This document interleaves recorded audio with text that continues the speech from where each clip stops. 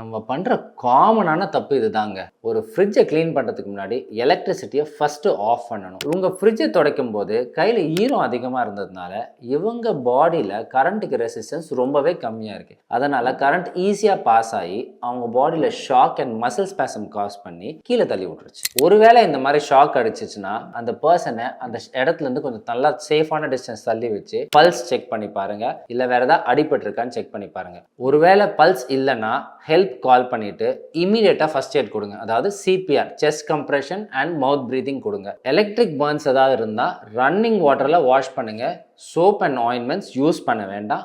Dizziness, confusion இல்ல மூச்சோட கஷ்டமா இருக்குன்னா இமீடியட்டா ஹாஸ்பிட்டல் கூட்டு போய் ஒரு இசிஜி பண்ணி பாருங்க. 24 மணி நேரத்துக்கு அப்புறம் கூட ஒரு electric shock heart attack cause பண்ணலாம். இந்த வீடியோவை ஃப்ரெண்ட்ஸ் அண்ட் ஃபேமிலிக்கு கண்டிப்பா ஷேர் பண்ணுங்க.